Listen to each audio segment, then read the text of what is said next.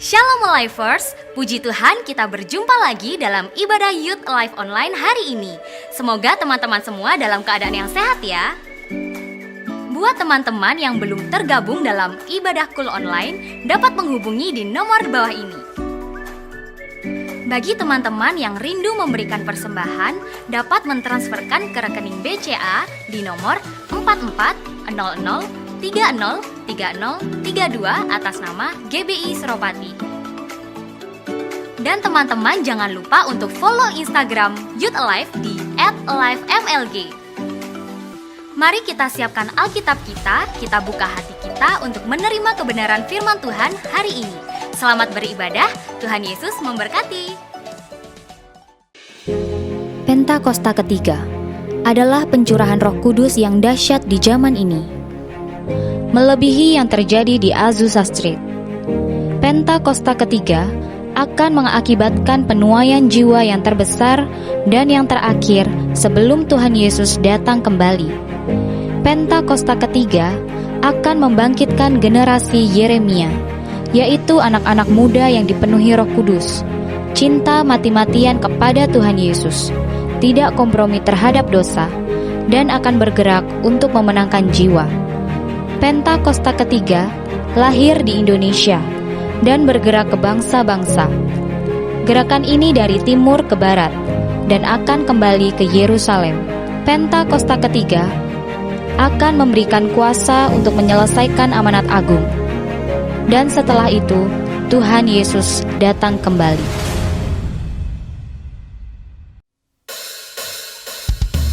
Shalom Livers, dimanapun saudara berada saat ini, yang siap bersorak bagi Tuhan katakan wuuu, haleluya.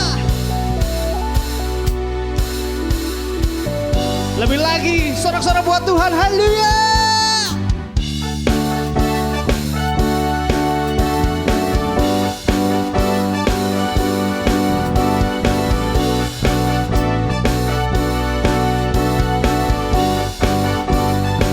Sama-sama nyatakan, kami datang bawa pujian, bersama memuji-Mu Tuhan. Satukan suara dan nyanyikan sorak kemenangan. Kami datang bawa pujian, bersama memuji-Mu Tuhan. Satukan suara dan nyanyikan. Mari lambaikan tangan saudara, sama-sama nyatakan Gloria,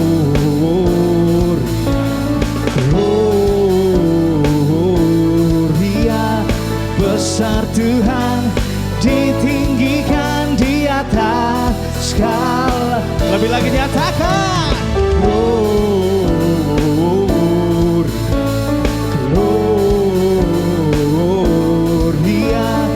besar Tuhan, ditinggikan, puji Dia, Gloria.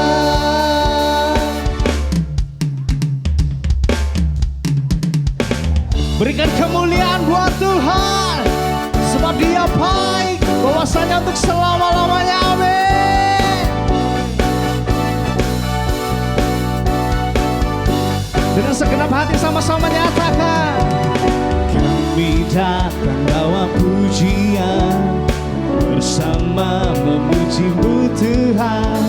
Satukan suara dan nyanyikan sorak kemenangan. Kami datang bawa pujian, bersama memuji-Mu Tuhan. Satukan suara dan nyanyikan sorak kemenangan. Gloria,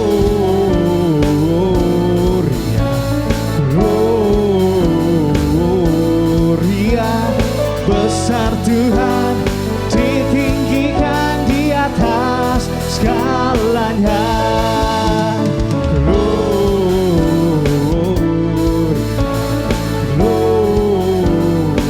Gloria, besar Tuhan,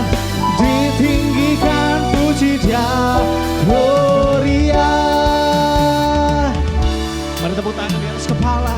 We give you glory, we give you honor, we give you praise for all that you are. We give you glory, we give you honor, we give you praise, Lord. Yeah, we give you glory, we give you honor, we give you praise for all that you are.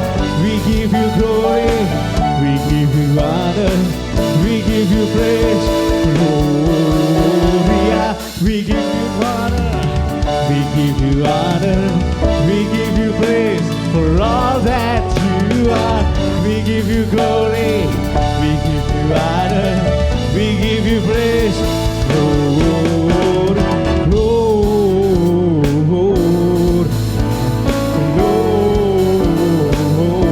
Gloria. Besar Tuhan, ditinggikan di atas segala. Lebih lagi nyatakan, Lord, Gloria. Besar Tuhan, ditinggikan puji Dia, Gloria.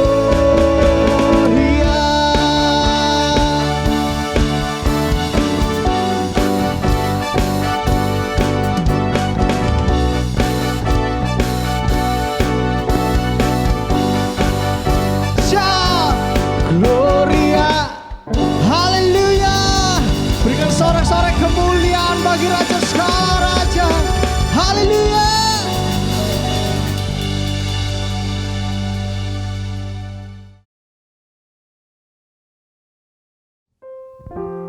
Terima kasih Bapa. Terima kasih atas kasih-Mu yang selalu mengalir buat kami. Sebab itu kami mau datang ke hadirat-Mu Tuhan. Kami datang baik dalam keadaan baik maupun sedang tidak baik. Sebab kami percaya saat kami datang ke hadirat-Mu, di situ ada kemenangan buat kami. Di situ ada kesembuhan buat kami yang terluka Tuhan. Dan di situ ada damai sejahtera yang luar biasa buat kami Tuhan. Sebab itu kami mau bawa hati kami, bawa jiwa kami. Sebab kami percaya hati dan jiwa kami itu semuanya milik-Mu Bapa. Biar Engkau yang isi penuh hati dan jiwa kami Tuhan. Kami sungguh rindu lawatan-Mu Tuhan. Kami sungguh rindu hadirat-Mu Tuhan. Terima kasih Tuhan. Terima kasih Yesus. Datang Roh Kudus, Kau ku rindu. Dengan minyak yang baru urapiku. Mengalir penuhiku, mengalir pulihkanku.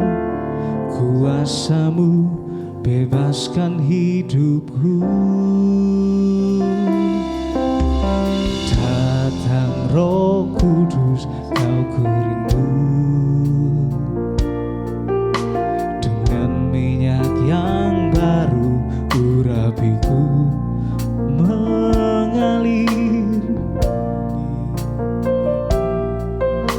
Mengalir pulihkanku kuasa-Mu. Sebab itu angkat kedua tanganmu sama-sama nyatakan. Satu yang ku rindu, bersekutu denganmu. Bawaku lebih lagi tinggal di dalam-Mu. Nikmati hadirat-Mu, jamalah seluruh hidupku. Kuasa-Mu mengubah hidupku. Satu yang ku rindu, bawaku lebih lagi tinggal di dalam-Mu. Nikmati hadirat-Mu, jamalah seluruh hidupku. Kuasa berikan kemuliaan bagi Tuhan. Dengan segenap hati sama-sama nyatakan, datang Roh Kudus, Kau ku rindu. Amin. Dengan minyak yang baru urapiku, mengalir penuhiku, mengalir pulihkanku. Kuasa-Mu bebaskan hidupku. Oh, datang Roh Kudus, Kau ku rindu. Oh, urapiku, mengalir penuhiku, mengalir pulihkanku.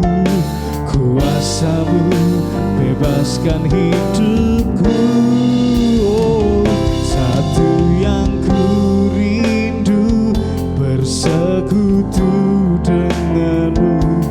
Bawaku lebih lagi tinggal di dalam-Mu, nikmati hadirat-Mu, jamalah seluruh hidupku. Kuasa-Mu mengubah, satu yang kami rindu. Oh, bawa kami lebih tinggi lagi Tuhan, tinggal di dalam, nikmati hadirat-Mu, jamalah seluruh hidupku. Kuasa-Mu mengubah hidupku. Sebab itu bawa kami Tuhan masuk di dalam hadirat-Mu, di dalam hadirat-Mu yang sungguh indah Bapa. Kami percaya Kau akan menjamah setiap kami Tuhan. Oh Yesus, penuhi kami Bapa.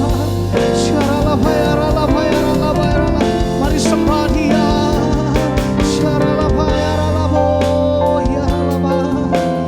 Terima kasih Yesus. Bawa kami Tuhan, bawa kami Yesus, lebih dalam hadirat-Mu selamanya.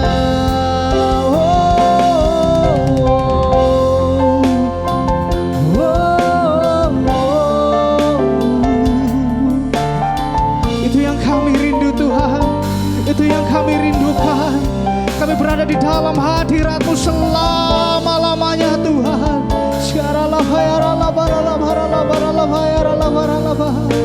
Oh Yesus, terus tenggelam dalam hadirat-Nya, terus sembah Dia.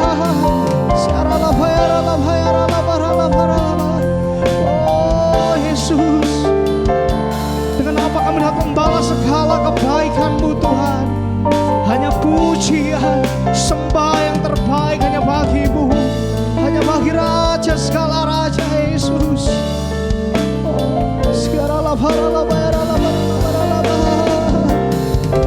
Berikan kemuliaan bagi Tuhan.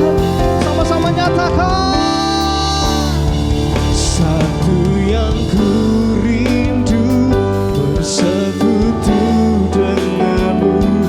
Bawaku lebih lagi tinggal di dalam-Mu, nikmati hadirat-Mu, jamalah seluruh hidupku. Kuasa-Mu lebih lagi nyata.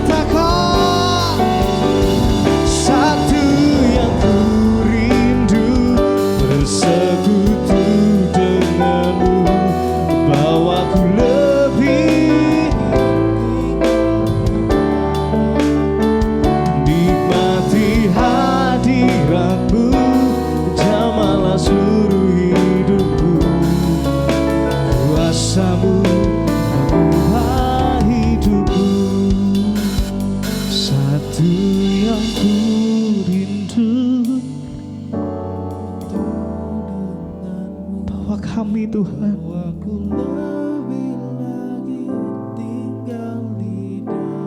Terima kasih Tuhan. Nikmati hadirat-Mu, jamalah seluruh hidupku. Kuasa-Mu mengubah hidupku. Satu yang ku rindu, bersekutu dengan-Mu, bawaku lebih lagi tinggal di dalam-Mu, nikmati hadirat-Mu, jamalah seluruh hidupku. Kuasa-Mu mengubah hidupku, kuasa-Mu Tuhan.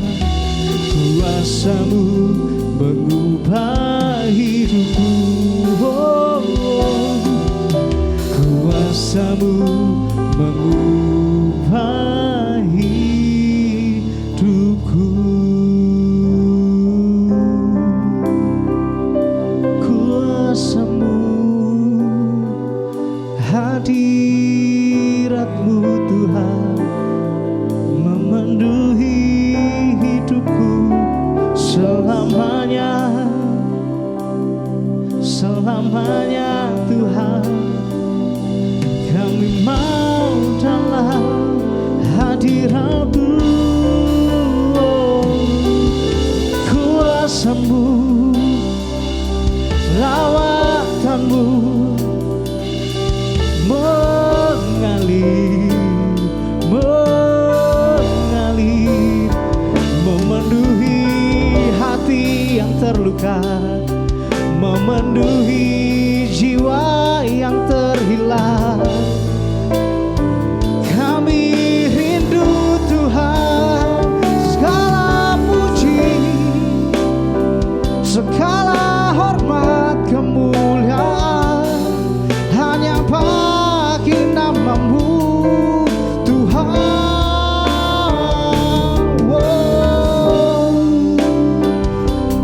Sebab besar kasih setia-Mu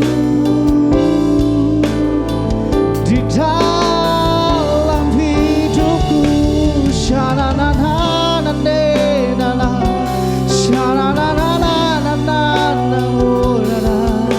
Mari terus tenggelam dalam hadirat-Nya. Mari terus kejar Dia dalam hati saudara. Mari terus undang Dia masuk dalam hati saudara. Sekarang bayar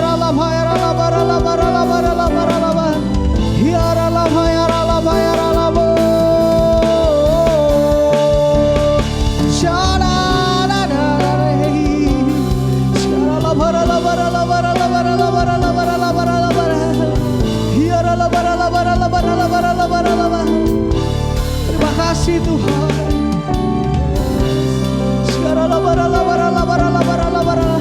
Di dalam setiap pergumulan-Mu, angkat kedua tangan-Mu, nyatakan bahwa Dia Allah yang setia, Dia Allah yang hebat, Dia Allah yang dahsyat.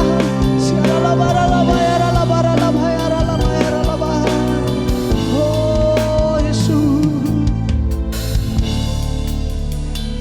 kami gak mau datang ke hadirat-Mu saat kami senang saja Tuhan. Kami gak mau datang ke hadirat-Mu saat kami diberkati saja Tuhan. Tapi kami mau datang ke hadirat-Mu di apapun segala kondisi kami Tuhan. Terima kasih Yesus. Kami percaya saat kami terjatuh, Engkau tidak akan membiarkan tergeletak Tuhan. Sebab tangan-Mu mengangkat kami lebih tinggi dan lebih tinggi lagi Tuhan. Dan Engkau layak disembah, Engkau layak ditinggikan. Thank you Jesus. Terima kasih Yesus.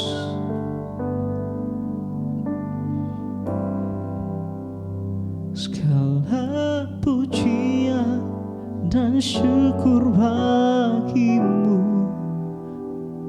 Allah yang mulia, kuduslah nama-Mu. Kau dari segalanya, Yesus. Angkat kedua tanganmu, lebih lagi nyatakan segala pujian dan syukur bagimu,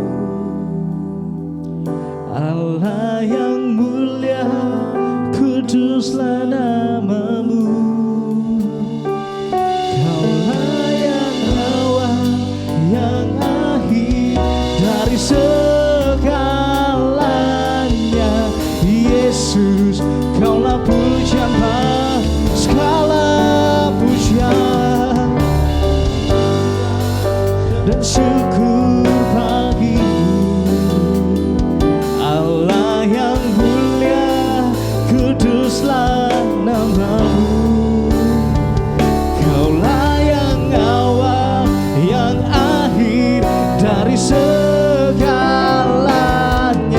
Yesus. Kaulah pujian Yesus, segala pujian dan syukur bagimu, Allah yang mulia, kuduslah namamu. Kaulah yang awal, yang akhir dari segalanya, Yesus. Kaulah pujian bagimu. Sorakan haleluya. Segala pujian dan syukur bagimu, Tuhan, Allah yang mulia, kuduslah namamu. Kaulah yang awal, yang akhir dari segalanya, Yesus. Kaulah pujian bagimu, layak dipuji disembah. Kaulah yang bertata dulu, sekarang dan selamanya, Raja atas segala raja, namamu besar termulia. Kau yang layak Tuhan, layak dipuji disembah, dulu sekarang dan selamanya, Raja atas segala raja, namamu besar termulia, namamu besar termulia, namamu besar termulia.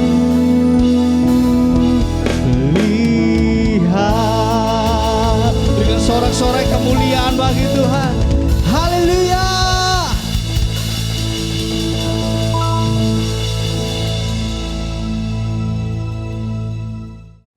Shalom keluarga besar Youth di GBI Suropati Malang. Senang sekali berjumpa di bulan Desember, bulan terakhir di tahun 2021. Tentunya kami semua berharap bahwa kita dalam keadaan yang baik, seperti yang ditulis di dalam 3 Yohanes 1 ayat yang kedua. Saudaraku yang kekasih, aku berdoa semoga engkau baik-baik dan sehat-sehat saja dalam segala sesuatu, sama seperti jiwamu baik-baik saja.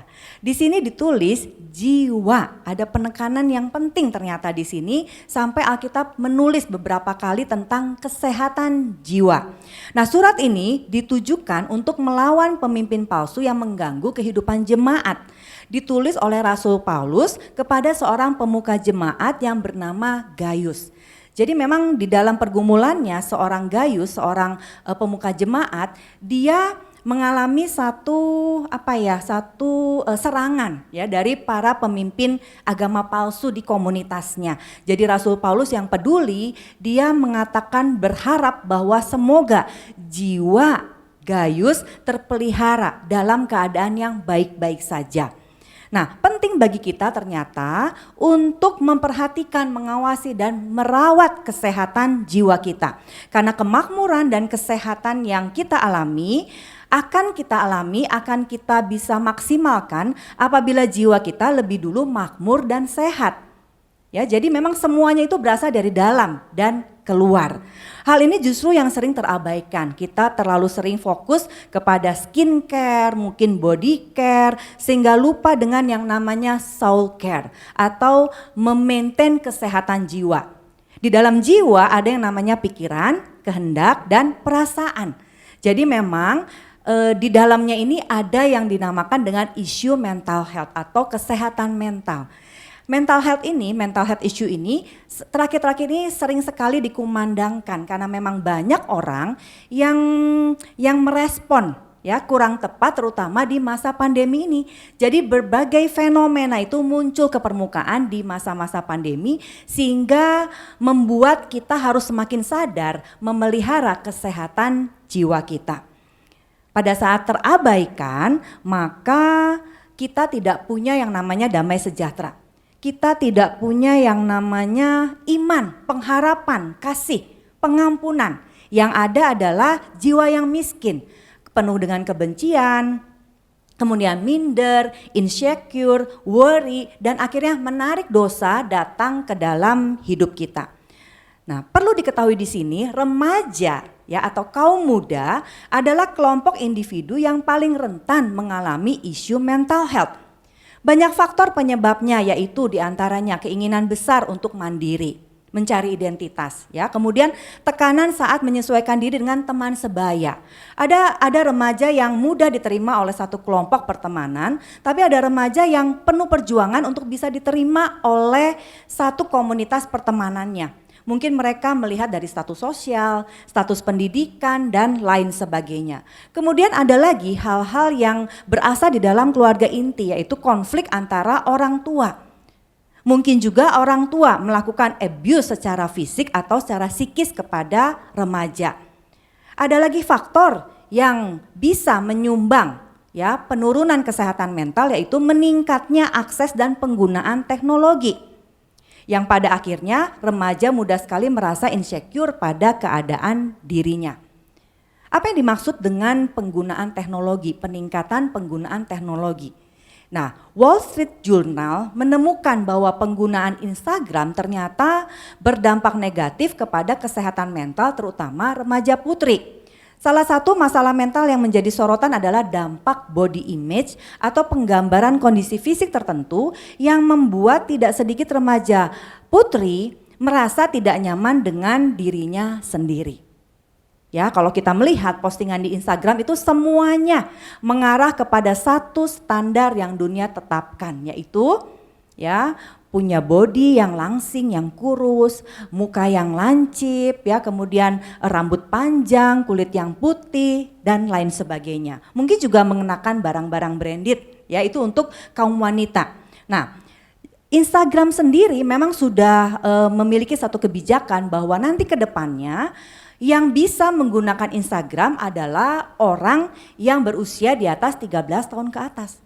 Karena memang ini sudah sangat meresahkan. Ya, membuat banyak para remaja jadi membenci dirinya sendiri, kemudian insecure, ya, cemas yang berlebihan, bahkan sampai self harm, melukai dirinya sendiri. Nah, ternyata dampak ini bukan hanya ada kepada remaja putri, tapi remaja pria pun juga mengalami hal yang sama. Standar kesuksesan yang mereka miliki berubah ternyata. Mereka sekarang berlomba-lomba mengejar kekayaan, mengejar status sosial, pertemanan, yang mungkin itu semua yang dinamakan dengan fake relationship. Mereka berpura-pura dekat dengan sosialita dan lain sebagainya. Untuk apa? Untuk mendapatkan penerimaan. Ini yang dikhawatirkan ya, menjadikan remaja itu rentan untuk mengalami yang namanya gangguan kesehatan mental. Akibat itu semua timbullah kebiasaan membandingkan diri dengan orang lain, kecemasan, kemudian mementingkan apa kata orang, bukan kata Tuhan dan bukan kata firman Tuhan. Merasa dirinya tidak berharga, kemudian tidak mampu, ya, tidak memiliki apa yang orang lain miliki. Mulai ada gangguan emosi, menggerutu, marah, sedih, kecewa terhadap orang tua yang tidak bisa memberikan semua fasilitas yang diharapkan. ya, untuk diposting, untuk di-like oleh banyak orang. Kemudian juga menyalahkan diri sendiri, menuntut ya orang tua untuk memberikan apa yang mereka inginkan, mengeluh. Bahkan mereka sampai pada tahap bukan cuma mengeluh, bahkan bisa menikmati kecemasannya, tidak bisa move on, tidak bisa dinasehati, tidak bisa positif terhadap pencapaiannya. Mereka mencapai sesuatu tapi mereka merasa kurang karena mereka membandingkan dengan sesuatu yang standarnya semakin lama semakin tinggi, semakin lama semakin meningkat. Akibatnya apa? Ada lagi yang dinamakan dengan gangguan makan, gangguan perilaku, self harm tadi ya, melukai diri sendiri bahkan sampai ingin mengakhiri hidupnya karena merasa tidak berharga. Ada satu quote yang bagus yang dikemukakan oleh Emmett Fox. Di sini berkata bahwa you cannot be healthy, you cannot be happy, you cannot be prosperous if you have a bad disposition. Kamu nggak bisa sehat, kamu nggak bisa gembira, bahagia, kamu nggak bisa makmur, mengalami satu kelimpahan damai sejahtera apabila kamu mempunyai satu penempatan diri atau watak ya yang buruk. Kita tidak bisa menempatkan diri pada situasi yang semestinya. Dan ini adalah kecenderungan alamiah kita sebagai manusia, berapapun umurnya. Itu adalah kecenderungan kita untuk selalu melihat ke atas. Ya, tidak mau melihat ke bawah. Nah, di sini ada firman Tuhan yang tercatat di Bilangan 14 ayat 24 yang berbunyi, "Tetapi hambaku Kaleb, karena lain jiwa yang ada padanya dan ia mengikut aku dengan sepenuhnya, akan kubawa masuk ke negeri yang telah dimasukinya itu dan keturunannya akan memilikinya." Kembali Tuhan menyebutkan tentang jiwa. Alkitab mencatat tentang jiwa. Kaleb memiliki jiwa yang lain. Apa yang Kaleb miliki? Nah, pada saat ini Kaleb dibedakan ya karena masalah jiwa ya. Ia bisa berespon dengan benar di tengah situasi yang tidak baik yang dialami oleh semua orang Israel pada saat itu. Kita tahu pemberontakan bangsa Israel demikian besarnya. Mereka bersungut-sungut, mereka marah, kecewa dan pahit hati. Mereka berkata kepada Tuhan, sekiranya kami mati di tanah Mesir atau di padang gurun ini, mengapa Tuhan membawa kami ke negeri ini? Supaya kami tewas oleh pedang atau istri dan anak-anak kami menjadi tawanan? Bukankah lebih baik kami kembali ke Mesir? Nah, itulah pergumulan yang sedang terjadi. Seluruh bangsa Israel. Ya, Kaleb dan Yosua mendapat tugas untuk mendampingi bangsa Israel untuk bisa keluar dari Mesir dan masuk ke dalam tanah Kanaan. Nah, di sini dibilang ya bahwa Yosua dan Kaleb tetap bersikukuh bahwa negeri yang mereka intai itu adalah negeri yang luar biasa baiknya, negeri yang berlimpah susu dan madu, dan Tuhan akan membawa bangsa Israel masuk ke negeri itu. Yosua Kaleb melihat bahwa penderitaan yang mereka alami, bahwa penderitaan yang bangsa Israel alami adalah salah satu jalan untuk menguatkan bangsa Israel siap menerima berkat yang berlimpah di tanah Kanaan. Bisa dibayangkan 400 tahun bangsa Israel tinggal di Mesir. Pola pikir Mesir, kebiasaan Mesir sudah begitu merasuki mereka. Jadi perlu dikikis, perlu ada satu pembaharuan pola pikir. Jadi Tuhan perlu membawa bangsa Israel kembali kepada Tuhan, melihat tanda-tanda yang ajaib, membangun iman mereka percaya kepada Tuhan, baru mereka siap menerima berkat yang besar. Karena seseorang yang tidak siap untuk diberkati, berkat itu bukan mendatangkan kebaikan, tapi berkat itu akan menjadi satu yang kurang baik untuk mereka. Orang yang tidak siap untuk diberkati, berkat akan menjatuhkan iman mereka. Ya, nah apa yang mereka dapatkan pada saat mereka mengemukakan keyakinannya bahwa tanah Kanaan adalah tanah yang benar-benar disiapkan oleh Tuhan dan bangsa Israel akan masuk ke sana. Mereka malah diancam oleh orang Israel, mereka akan diancam dan dilemparkan batu. Mereka akan dilempari batu. Nah, tapi ancaman ini tidak membuat Yosua dan Kaleb ciut, tapi mereka tetap berusaha. Makanya ya Tuhan membedakan. Tuhan membedakan karena ada satu pikiran atau respon emosi yang benar di dalam diri Kaleb. Ulangan 1 ayat 34 pun mengatakan bahwa ketika Tuhan mendengar gerutuanmu itu, ia menjadi murka dan bersumpah. Gerutuan orang Israel.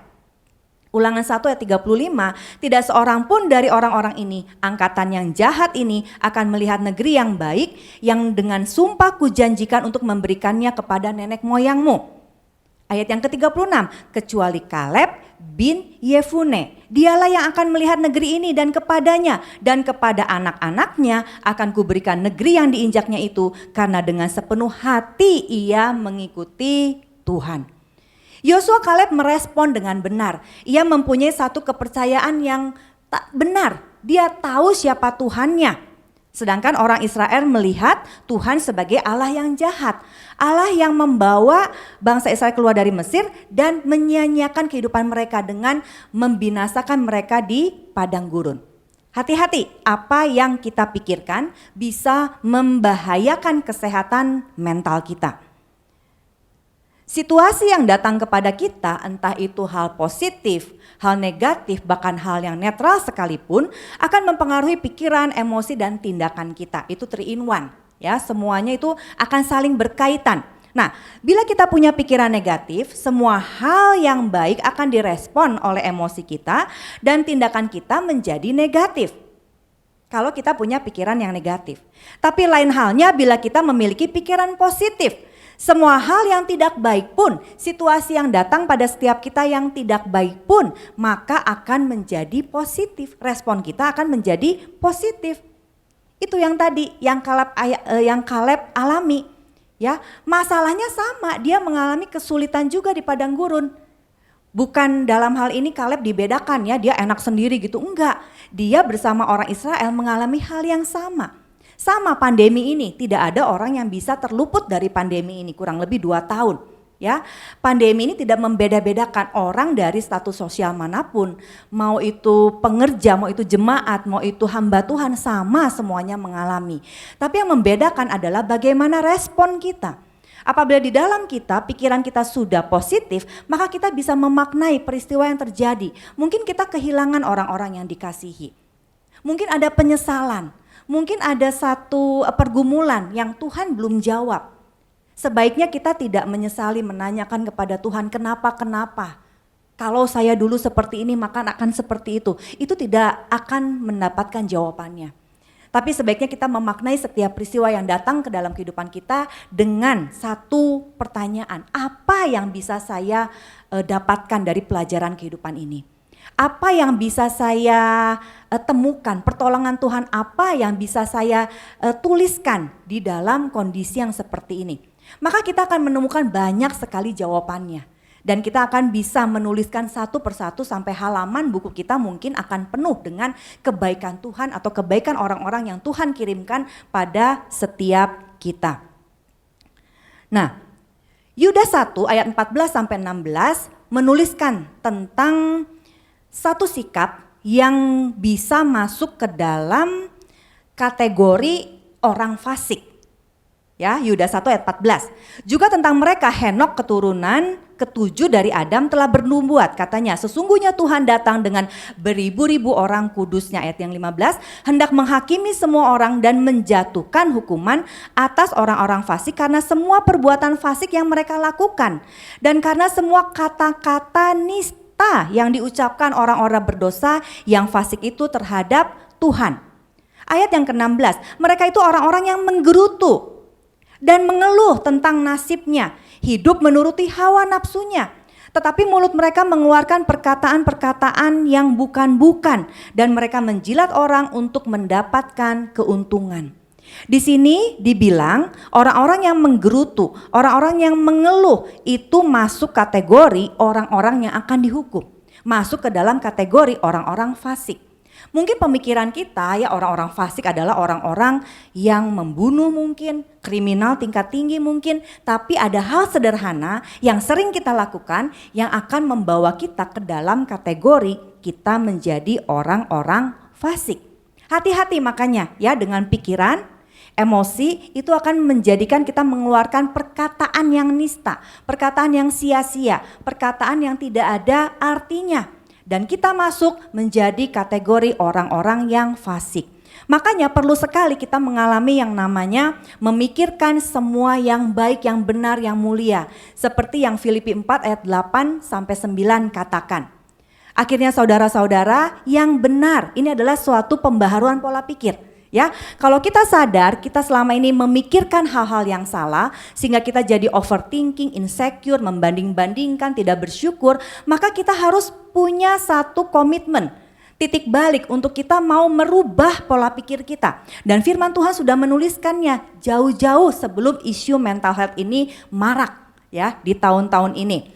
Akhirnya saudara-saudara, semua yang benar, semua yang mulia, semua yang adil, semua yang suci, semua yang manis, semua yang sedap didengar, semua yang disebut kebajikan dan patut dipuji, pikirkanlah semua itu. Jadi pada saat kita ada satu pikiran negatif, kita counter dengan firman Tuhan. Makanya firman Tuhan itu harus kita renungkan siang dan malam. Diajarkan berulang-ulang untuk apa? Supaya kita punya kekuatan, kita punya cadangan ya, makanan untuk rohani kita. Pada saat ada pikiran yang buruk, pikiran negatif datang menyerang kita bisa counter janji Tuhan. Apa yang dikatakan Alkitab kita bisa langsung counter. Ya, pada saat kita merasa diri kita buruk rupa, aku salah diciptakan, ya, kita bisa tahu bahwa kita ini seperti anak panah di tangan pahlawan. Anak panah itu bentuknya tuh macam-macam. Semua diciptakan berdasarkan keunikan dan fungsinya. Yang penting adalah mereka pada saat dilesatkan, mereka bisa menjadi satu senjata yang mematikan pada zamannya. Begitupun kita jangan menyamakan diri kita dengan orang lain. Mereka punya pergumulan diri sendiri, mereka punya satu kesulitan sendiri. Kita bersyukur ya dengan ada apa adanya diri kita saat ini. Dan Filipi 4 ayat yang ke-9 ada sambungannya, dan apa yang telah kamu pelajari, jadi kita harus belajar ya, dan apa yang telah kamu terima dan apa yang telah kamu lihat daripadaku, lakukanlah semua itu. Jadi kita harus mempelajari, kita harus menerima, kita harus melihat dari mana, mempelajari dari mana, menerima firman Tuhan, menerima pengajaran, ya, kemudian melihat contoh teladan dari komunitas yang positif. Jadi kita jangan menarik diri dari komunitas, jangan menarik diri dari persekutuan, ibadah dan lain sebagainya. Karena di sana kita bisa melihat teladan. Untuk apa? Untuk membuat iman kita semakin bertumbuh. Maka Allah sumber damai sejahtera akan menyertai kamu. Luar biasa ya, pada saat kita memikirkan hal-hal yang baik, kemudian kita mempelajari, kita menerima, dan kita juga telah melihat teladan yang baik, maka akan ada pertumbuhan iman. Damai sejahtera akan menyertai kamu. Kita ngerti, kita akan tahu, dan kita akan menerima damai sejahtera daripada Tuhan. Biasanya kita nggak fokus, yang kita fokus apa yang kita nggak punya, yang kita fokus apa yang tidak kita miliki. Nah, pada saat kita merenungkan Filipi 4 ayat 8-9, kita bisa ngerti ada damai sejahtera dan kita tidak menolak untuk diri kita dilingkupi, dipenuhi oleh damai sejahtera Tuhan. Dengan kita memiliki satu pola pikir yang baru, kita akan fokus kepada hal-hal yang kita miliki, bukan kepada hal-hal yang kita tidak miliki. Temukan tujuan hidup kita, para anak muda ya, melalui keunikan pribadi dan passion di dalam diri kita.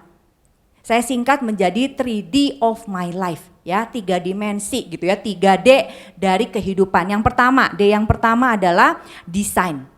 Tuhan menciptakan kita dengan keunikan kita masing-masing. Tuhan mendesain kita dengan unik, tidak ada yang sama. Temukan rancangan Tuhan yang unik dan spesial untuk diri kita masing-masing. Cari tahu tipe kepribadianmu, kelola titik kritismu, fokus pada kekuatanmu, jadi fokus dengan apa yang ada. Nah, pada saat kita mengenali kepribadian kita, maka kita akan bisa menghargai diri kita, keunikan kita. Oh iya ya Tuhan, saya diciptakan untuk bisa bersosialisasi, untuk bisa banyak teman, untuk bisa mempengaruhi orang lain.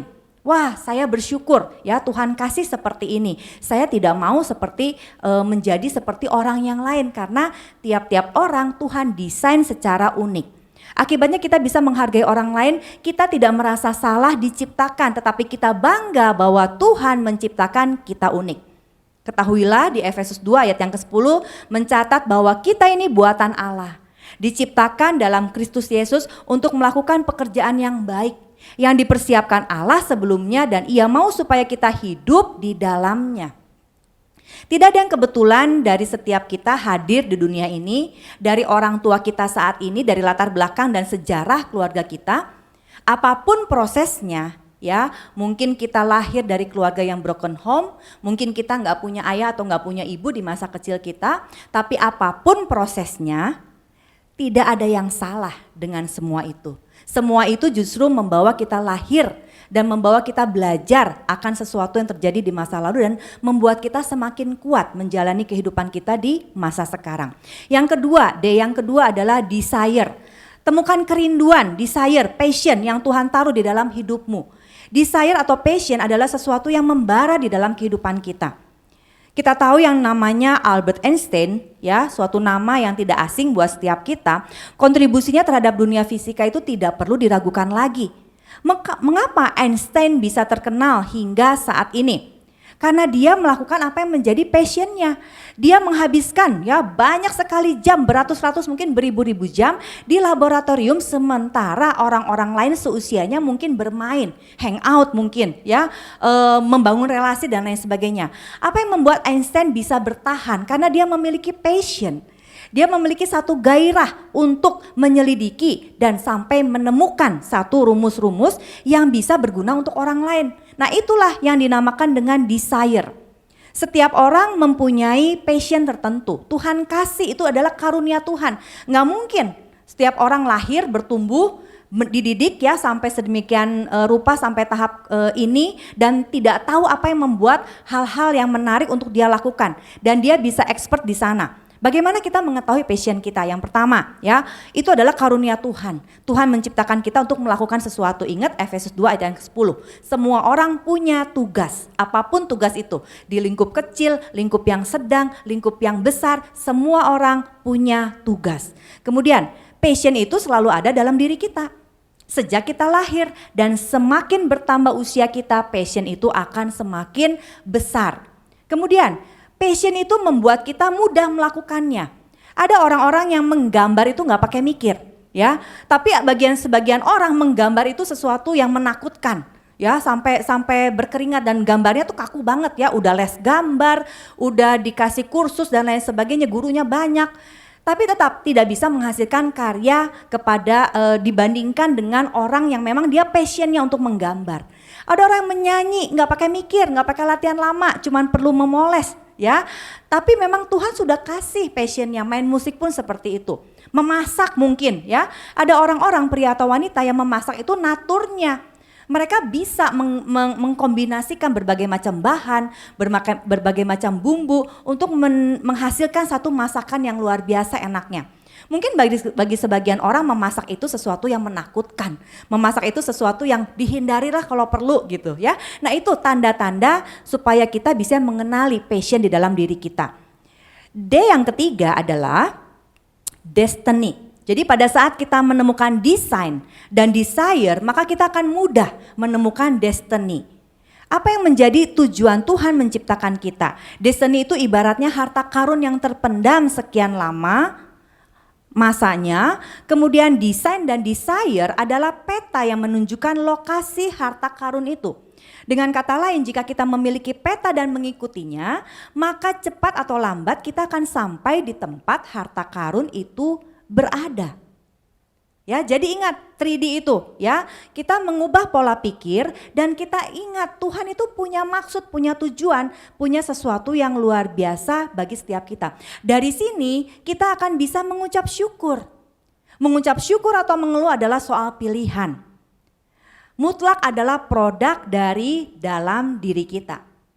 Ya, jadi pada saat situasi ada di dalam kehidupan kita yang enak maupun yang tidak enak, kita punya pikiran tertentu untuk merespon itu, punya emosi tertentu untuk merespon itu. Nah, respon kita itu bisa mengucap syukur atau mengeluh, itu tergantung dari kita memilih yang mana. Mengeluh itu tentunya adalah sesuatu yang manusiawi. Kecewa, kesal, marah, sedih adalah sesuatu yang manusiawi, tapi kita tidak boleh terus-menerus mengeluh atau dikit-dikit mengeluh yang akhirnya tidak bisa melihat sisi positif dari suatu peristiwa. Nah, ada satu cerita yang bukan cerita, satu kisah nyata dari seorang yang bernama Viktor Frankl. Dia mengatakan bahwa ketika kita tidak bisa mengubah situasi kita, maka respon kita lah yang harus berubah. Pandemi siapa yang bisa prediksi? datang pada setiap orang, sakit penyakit, kecelakaan mungkin atau hal-hal yang tidak kita harapkan, kita nggak bisa ubah. Yang bisa kita ubah adalah respon kita, sehingga pengenalan dan penerimaan akan diri kita membuat kita bisa menjalani kehidupan dengan bermakna. Viktor Frankl adalah tokoh dari logoterapi. Ya, jadi dia menterapi orang-orang yang bermasalah yang dalam pergumulan untuk menemukan makna yang positif sambil menjalankan pergumulan, sambil menjalankan kehidupan yang mungkin tidak dengan instan menjadi lebih baik. Masih tetap bergumul, masih tetap ada masalahnya, tapi punya cara pandang yang berbeda. Dia adalah seorang yang survive dari camp konsentrasi Nazi. Dia bertahan hidup sehari demi sehari karena dia memiliki alasan untuk hidup. Pada saat dia masuk ke dalam camp konsentrasi, di situ dipilih ya, dipisahkan. Orang-orang yang dengan tubuh sehat dipisahkan untuk satu tugas tertentu, orang-orang dengan tubuh yang lemah itu dipisahkan menjadi kelompok yang lain. Untuk mungkin dengan tugas yang berat supaya lebih cepat meninggal dan lain sebagainya. Nah, apa yang menjadi respon dari Viktor Frankl? Dia ada di sana. Dia mengusahakan sekuat tenaga agar dirinya terlihat sehat dan kuat sehingga bisa masuk ke dalam kelompok orang yang dipisahkan, yang diberi tugas khusus oleh Nazi. Akhirnya dia bertahan dari sehari demi sehari.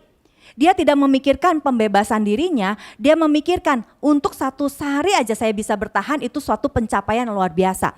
Dia mulai menulis ya, apa yang dia alami. Tujuannya apa? Pada saat nanti saya bebas, ini bisa memberkati banyak orang. Dia menulis, kemudian ketahuan oleh Nazi, diambil, dirobek-robek, dibuang.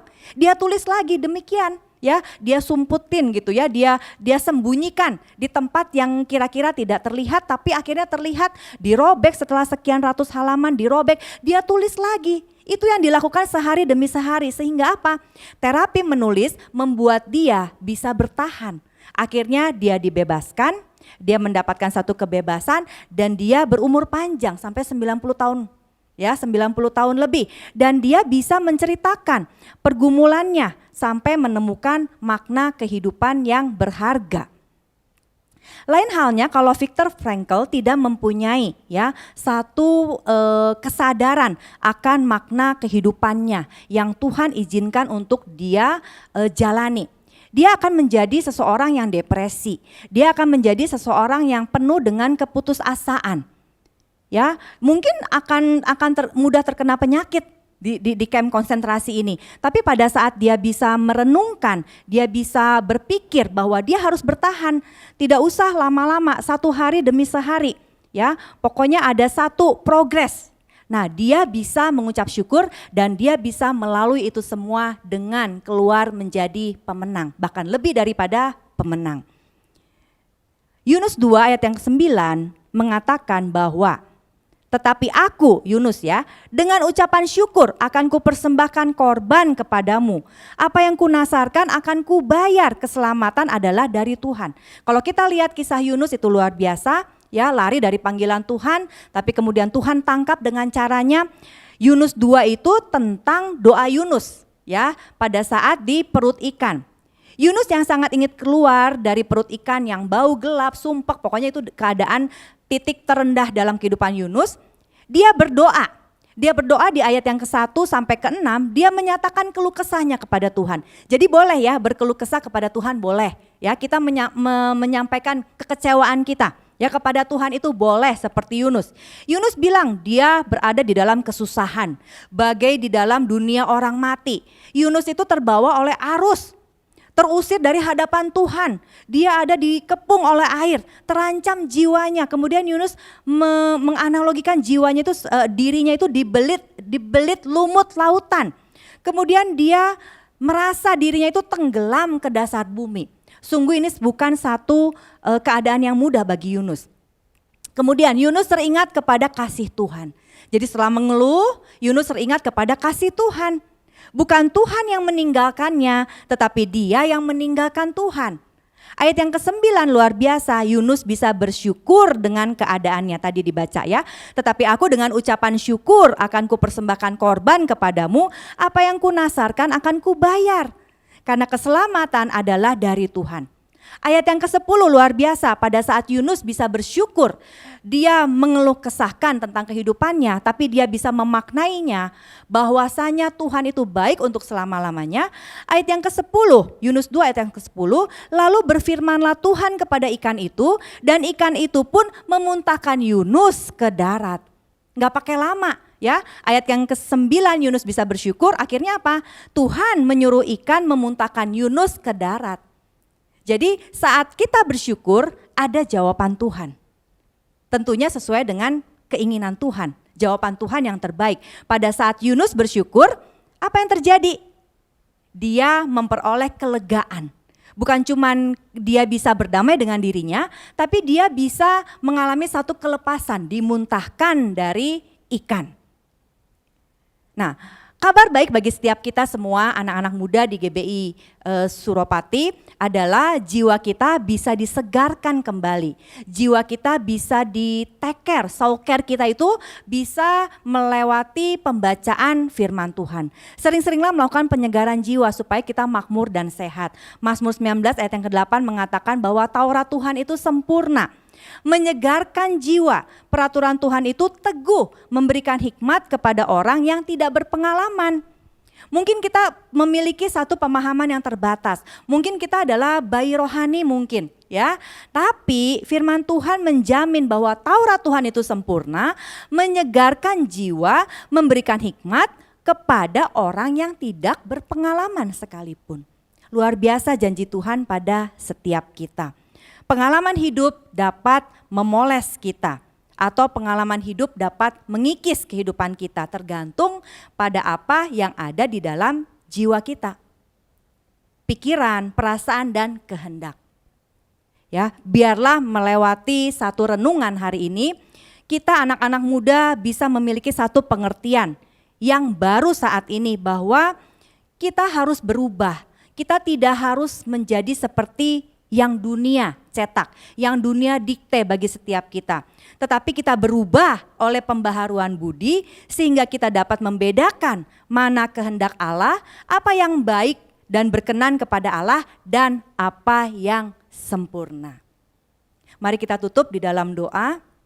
Tuhan Yesus, kami mengucap syukur untuk kebaikan Tuhan yang dinyatakan pada setiap kami, betapa Engkau peduli kepada anak-anak muda yang mendengarkan sharing firman hari ini. Tuhan, biarlah anak-anak muda yang mendengar bisa memaknai, mereka bisa action, memiliki satu sikap hati yang benar.